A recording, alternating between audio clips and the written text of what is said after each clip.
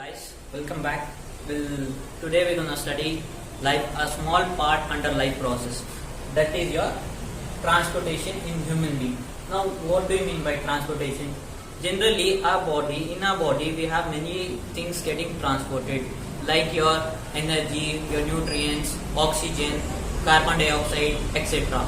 Now, basically, in this, we're gonna study about the transportation of oxygen and carbon dioxide. How is this happening? First you have to know the three main things which involve in transportation. That is your heart, blood vessels, and your blood. Basically, blood acts like a transporter. So all your oxygen, carbon dioxide, your the substances which has to be transported, it's transporting through your blood. Now, first we're gonna learn what is the parts of the heart.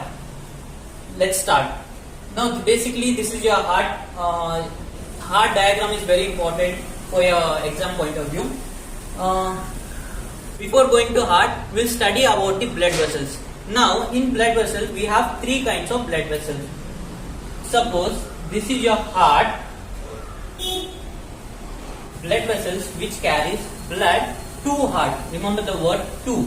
To heart, that is your veins. And the blood vessels which carry blood from heart is your arteries. Okay. Basically, you have to know first arteries, blood veins, and you have one more capillaries. Now, what is the capillaries? As I told you, blood which carries from heart is taken out by blood vessels, and these blood vessels get divided into smaller tubes of blood vessels. That is your capillaries.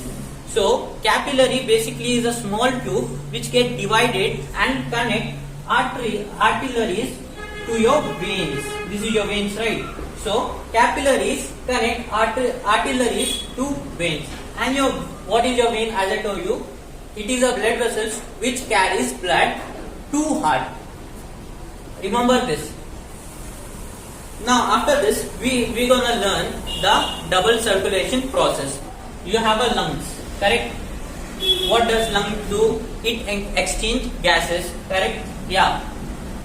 Lungs will take your oxygen, and there is an exchange of gases in your lungs, correct? Now, this oxygenated blood means a blood which contains oxygen, right? But before oxygen get dissolved in blood, we have to know few things.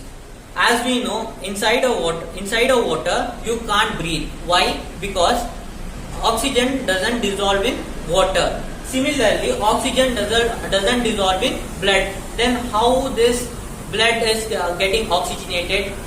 It is by the help of hormones, that is your hemoglobin. So let me start. Now your blood will get oxygenated, correct? Blood from the lungs will move to your heart. Okay? Will move to your heart. Which blood? Oxygenated blood, correct? Now this oxygenated blood from heart will reach to different parts of the body. Okay? Where by the help of capillaries there is an exchange of gases. Oxygenated blood getting converting into deoxygenated blood. So now here, that is your carbon dioxide. Now this carbon dioxide blood will again send back to your heart. This heart will again send back that deoxygenated blood. Remember, deoxygenated blood to your lungs. Again the same process happen. Therefore, you might wonder why it is called double circulation process. Because as you can see, here you see one circulation, heart to lungs, lungs to heart. This is one circulation, and other circulation from heart to your parts of the body, then other parts of the body to your heart. So now I'll start from the lungs. So from the lungs there is an exchange of gas, correct? So you see oxygenated blood is dissolved in your blood. Now this blood will move to your heart. First, we'll see in this diagram. From lungs, it will move to your heart.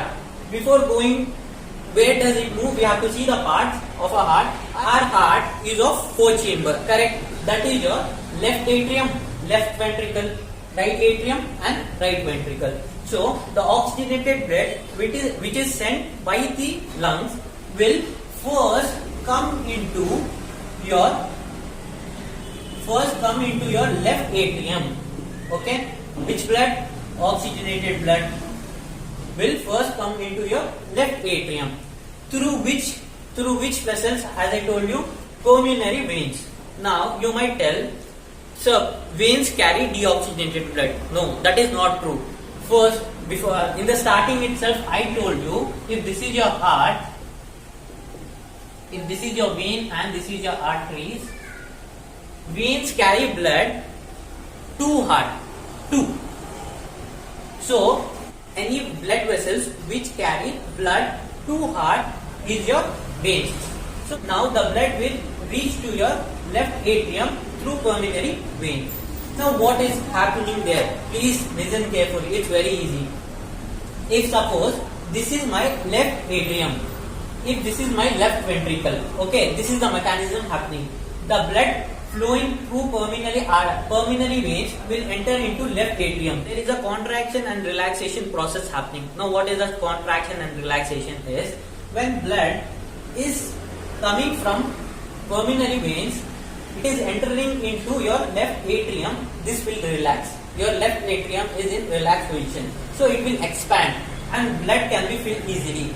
But your left ventricle will contract. It happening simultaneously. So now remember where is the blood? Your blood is in your left atrium. This is what happened.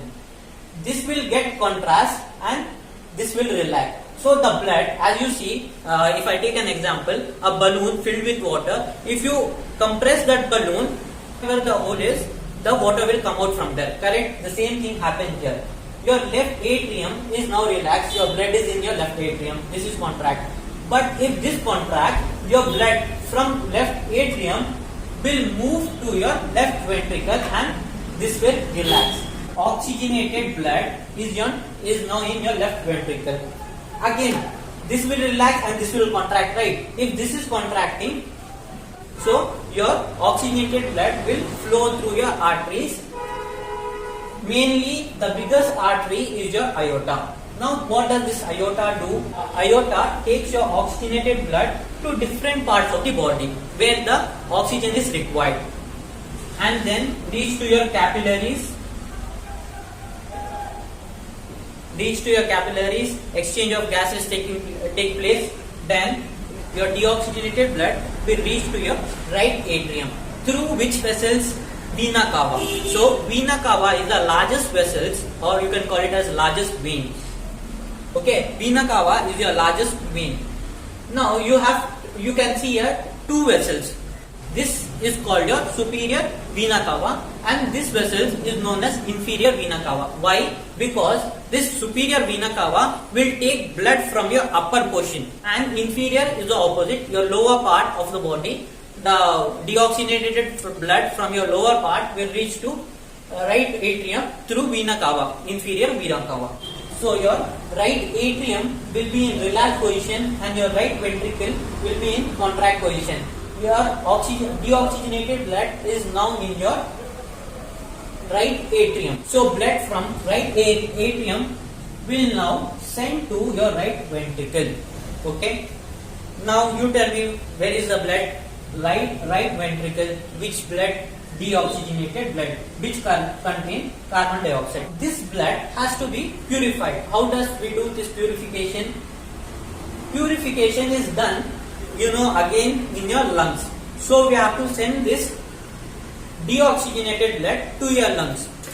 The same process happens. Now blood is here. This will contract and this will relax. Again next cycle will continue. But this blood, deoxygenated blood, now it will send this deoxygenated blood to your lungs through your pulmonary arteries. This deoxygenated blood which contains carbon dioxide which will again reach to your lungs. Then there is an exchange of gases in the lungs. The same cycle repeat. So this is what the mechanism happening. Thank you. I hope you like the video. But if you have any doubt, please comment on comment section. We'll try to verify.